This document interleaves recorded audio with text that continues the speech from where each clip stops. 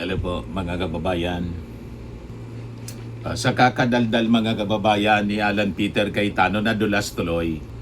Ano niya, Mr. Maravillas, yung sinasabi mong nadulas?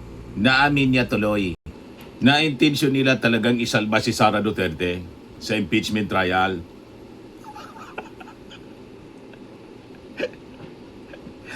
Sa kakadaldal.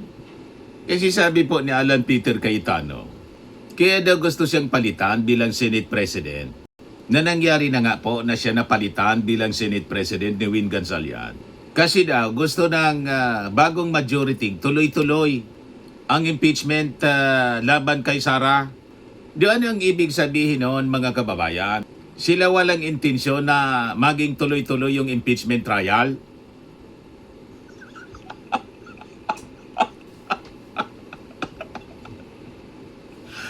O di ba mga kababayan?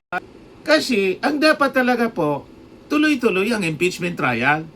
Hindi pwedeng hindi ituloy ang impeachment trial kasi may nakafile na impeachment laban kay Sara Duterte.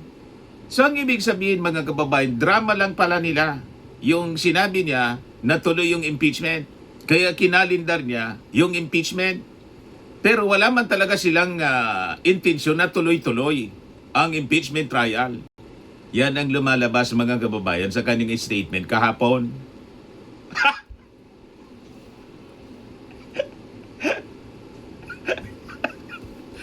O di ba mga kababayan, tama yung sabi ng mga matatanda na ang isda sa bibig na uli.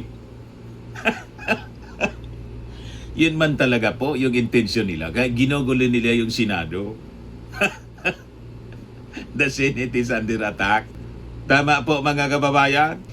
Ayan sabi ni Alan Peter Cayetano, wag na niya tayo maglukuhan. Inagawaan niya ninyo yung Senate majority, yung Senate presidency para tuloy-tuloy yung impeachment laban kay Sara. Siyempre. Bakit kayo? Wala kang intensyon na ituloy yung impeachment? Mandato ninyo na forthwith gawin ang impeachment trial kasi si Sara na-impeach na ng Congress. At prenouncement na sa inyo sa Senado yung articles of impeachment. So ano pala yung intention ninyo? Hindi ituloy yung impeachment trial. Kasi inaakusa ninyo yung bagong Senate majority na ang intention kaya inagaw yung pamunuan, yung Senate leadership para tuloy-tuloy ang impeachment trial. Natural. Nakita na ninyo, mga kababayan, talagang ang isda nauli po sa sariling bibig. Sa malinaw mga kababayan, wala talaga silang intensyon. Mabuti na lang, mga kababayan, naagaw yung Senate leadership, kaya pala, kapituko siya. Di ba, mga kababayan? Kahit 12 na yung mga senador na nasa bagong Senate majority, ayaw pa rin niyang bitawan yung pagiging Senate President. Kaya pala hindi siya nag-attend nung tatlong natitirang sesyon ng Senado. Kaya pala pati yung special session na pinatawag ng ating Pangulong Bongbong Marcos, absent siya. Although nag-concede na siya mga kababayan. Kasi nga masamang-masama ang kanyang loob. Kaya until today, until kahapon, hindi pa rin siya makamove on. In other words, malamang sa malamang mga kababayan, si Alan Peter Cayetano nanumpa sa harap ni Sara. na wag bibitawan mga kababayan ang pagiging Senate President.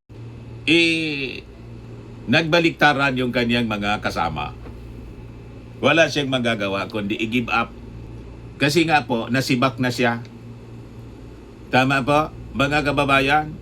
So ang mismong mga binitawang salita mga kababayan ni Alan Peter Cayetano, ukol po sa agawan sa pwesto sa Senado, ay ang pinakamatinding resibo na nagpapatunay po ng sabwatan nila ng kampo ni Duterte, ni Sara Duterte. Ang pilitin pong hawakan yung liderato ng Senado. Kaya pala pinuslit nila si Bato de la Rosa para makaboto sa kanya bilang Senate President para harangan yung paglilitis. Yan ang malinaw mga kababayan na lumalabas sa mga lumalabas mismo sa kanyang bibig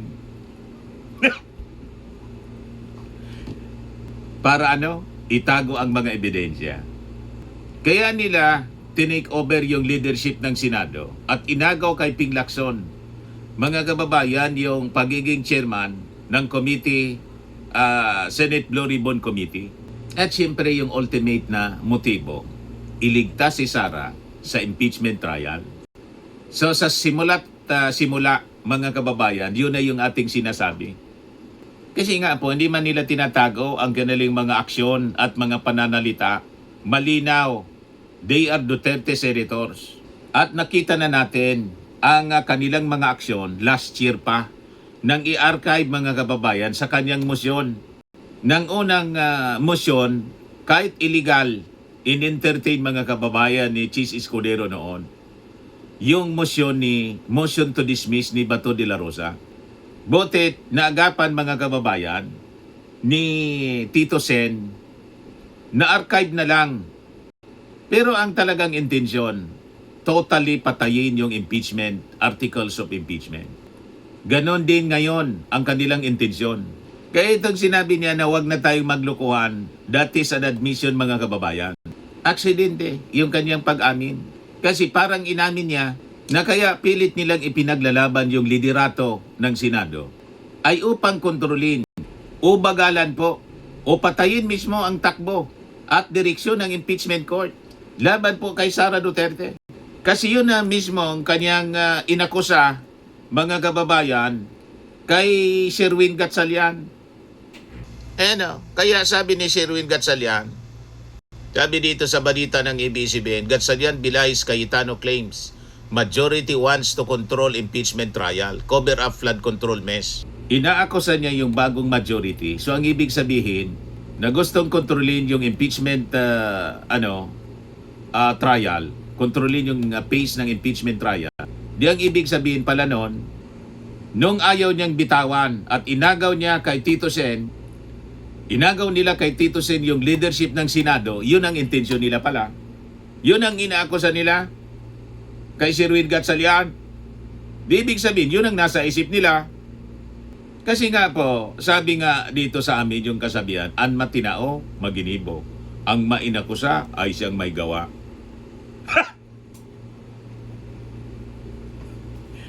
Ibig sabihin, yun ang nasa isip nila.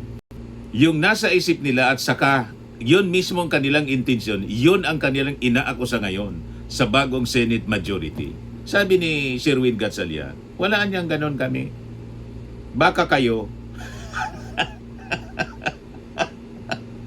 Yun ang ibig niyang sabihin, mga kababayan siguro. Pero hindi man yun sinabi ni Sherwin Gatchalian. Baka kayo. Yan man talaga po. So ang reaksyon na to mga kababayan ay malinaw na pag-amin na kapag ang kampo nila ang nakaupo, gagamitin nila ang kapangyarihan para patakbuhin ang paglilitis sa sarili nilang pace, sa sarili nilang pag-usad. Mabagal, harang, at pabor sa may sala. Tama po. So ang desperasyong ito mga kababayan ay direktang tugon sa pagkakasibak sa kanya sa pwesto matapos na paralisahin ng kanyang bloc ang Senado upang bigyan ng proteksyon ang mga nagtatagong kaalyado tulad po ni Bato de la Rosa. So, malinaw mga kababayan na kung ang Cayetano bloc at ang Duterte camp ang patuloy na magpapatakbo sa Senado, ang tunay na plano ay hindi paghahanap ng hustisya po, kundi po ang tuluyang paglibing sa mga ebidensya gaya po ng questionabling paggamit ng confidential funds, bank records at saka yung AMLAC records. So malinaw mga kababayan na lumalabas na yung mga murumurong hearing tulad ng ginawa nila sa mga Maleta Boys ay isang patunay lang na kaya nila talagang gumawa ng isang circus para lamang po lituhin ang publiko. At ginawa na po nila at ilihis ang atensyon sa mga seryosong articles of impeachment laban po kay Sara Duterte. So gagamitin talaga po ng DDS senators ang Senado bilang shield o kalasag ni Sara Duterte. Ang pagigiit ni Cayetano na siya pa rin yung moral leader daw ay kawalan ng respeto sa demokratikong proseso, mga kababayan, para lamang mapangalagaan yung interes ni Sara Duterte. Ngayon, dito naman tayo kay Sara. Sa kabila ng mga maton at mga palaban na mga pahayag ni Sara Duterte sa harap mga kababayan ng media, ang marahas na pagkapit ng kanyang mga kaalyado sa kapangyarihan mga kababayan sa Senado ay patunay po na takot silang harapin ang patas po na paglilitis. Kung tunay po kasi na matapang at walang itinatago ang Vice Presidente, bakit po kailangang pilitin ng kanyang mga galamay na kontrolin yung impeachment court? Yun ang tanong, mga kababayan. O ngayon, bistado yung script ng DDS. Nadulas po ang buong makinarya ng Duterte. Ang kanilang sigaw na political persecution ay isang malaking pambubudol. Ang tunay nilang takot ay ang schedule na magsimula na trial sa July 6, kung saan tuluyan na po mga kababayan na bubuklatin ang mga dokumentong magpapatunay ng mga paglabag ng kanyang mga paglabag sa batas. So ang aksidente mga kababayan na pag-amin ni Cayetano ay nagtanggal ng maskara kay Sara. Hindi po siya biktima, kundi isang opisyal na gumagamit ng mga trapo sa Senado para lang takasan ang kanyang pananagutan sa bayan. Kaya gusto kong i-encourage itong si Alan Peter Cayetano, dumaldal ka lang araw-araw. Sa kakadaldal mo, nauli ka sa iyong sariling bibig. Naamin mo tuloy.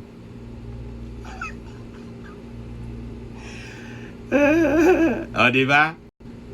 More talk, more mistake. No talk, no mistake. More talks pala, more mistakes. Kaya ituloy mo lang yung pag-live streaming mo, pag-live selling mo. Dumaldal ka lang ng dumaldal. Kasi lalo nagiging exciting ang mga kaganapan.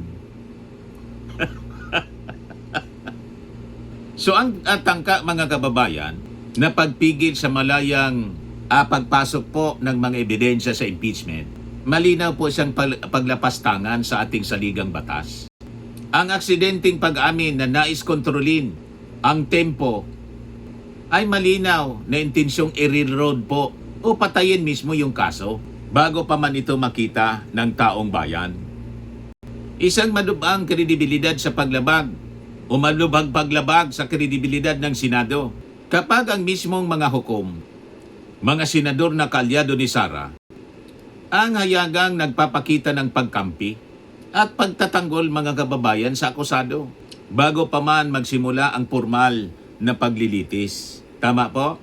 Ang batas kasi po mga kababayan ay nag-aatas ng isang walang kinikilingang hukuman. Hindi yung isang protektorado ng mga kaalyadong politiko. Ganon. So ito pong aksidenteng pag-amin ni Cayetano ay naglantad lamang ng katotohanan na ang tapang ni Sara Duterte ay hanggang propaganda lamang po. Dahil sa likod po ng entablado, gumagamit sila ng mga galamay para patayin yung impeachment at itago yung mga nakabaong ebidensya. Huwag tayong papayag mga kababayan sa mga ganong style nila po. Ito mismo yung pag-amin ni Alan Peter Cayetano. So, huwag na tayo maglokohan. Yung kahapon, kasi may prese na kayo at gusto nyong palitan ang Senate President kasi gusto nyo tuloy-tuloy na yung impeachment at ang gusto nyo, grupo nyo ang magdikta ng tempo through the presiding officer. That's been O, di ba? Inamin niya. Kasi gustoan niya ninyo, tuloy-tuloy yung impeachment at kayo magdikta ng tempo. So, ang ibig sabihin pala, yun ang kanilang yun din ang kanilang intensyon. Nang agawin niya yung posisyon kay Tito Sen, na si Tito Sen, mga kababayan, nagsabi na pag na-transmit niya sa Senado, forthwith we will proceed with the trial. Kaya pala, inagaw ninyo.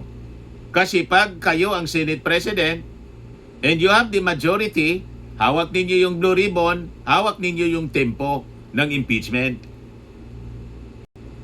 Tama ba? Yun mismo yung lumabas sa inyong bibig. So kaya pala kinontrol ninyo. Kasi yun mismo yung inaakusa ninyo sa bagong majority. So parang inamin ninyo na nang agawin ninyo, yun ang inyong intensyon.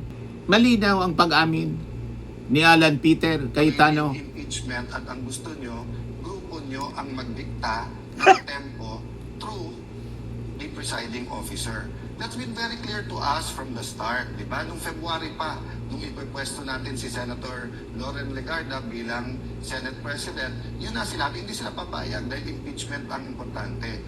Pero number 2 lang pala yung impeachment. Ang number 1, yung cover-up dito po sa flood control at napakarami pang iba. So, huwag na tayo magloko, ha?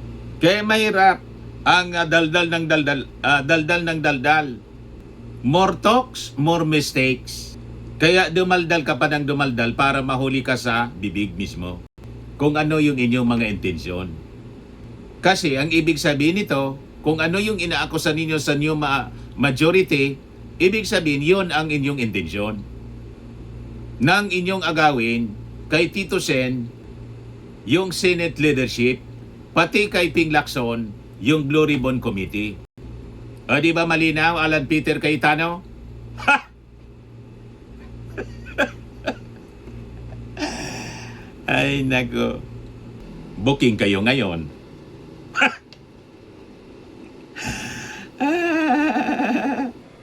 Sa mga naghanap ng malinis and spacious fitness gym, pumunta lang po kayo sa aming Colossal Fitness Gym. We also offer Grab Car Rental with our brand new 2023 model ng Toyota Innova. We also accept booking for those who are planning to travel via PAL, Cebu Pacific, and other airline companies, local and international, and bills payment for Meralco Bills, PLDT, Aleco Bills, etc. Ang Colossal Fitness Gym is located at 3rd floor Security Bank Building, Landco Business Park, Legazpi City, Albay. For inquiries, look for Chilon Maravillas. Contact number 0966-802-0949. Yan yung aming Innova. Lagi na pong matao sa amin. Pati mga foreigners po, tingnan ninyo, mga British tourists sila.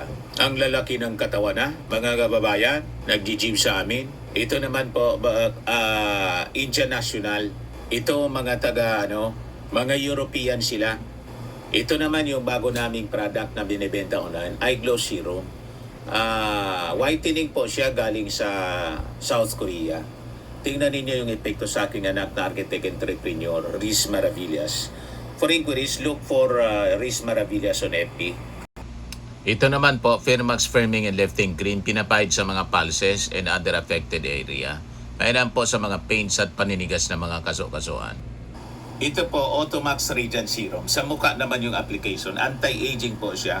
You will look 10 years younger than your age. Ito naman po yung bagong product naming binibenta online. I am Worldwide Amazing Pure Organic Barley Powdered Drink Mix from Australia. Mainam po ito sa mga cancer patients tulad nitong si Yuli Tan, isang ovarian cancer survivor. Sabi niya, barley did not just save my life. It gave me a new life. In 2019, Yuli faced the fight of her life. Through surgery and harsh chemotherapy, I am Worldwide Amazing Pure Organic Barley became her source of strength. It boosted her immune system when she needed it most and gave her the energy to keep going. 100% organic siya, immune system booster, trusted by survivors. For your inquiries and orders, dumiretso na lang kayo sa aking anak na architect entrepreneur, Riz Maravillas. Sa mga mahilig naman po sa mga imported bags and wallets, dumiretso na lang kayo kay Ma'am Eileen Rosales. Eileen Closet, naka-base siya po sa Amerika. Yun kanyang live selling, pwede kayong mag-order dyan, direkta sa kanya. 7 o'clock in the evening, every Sunday, Philippine time.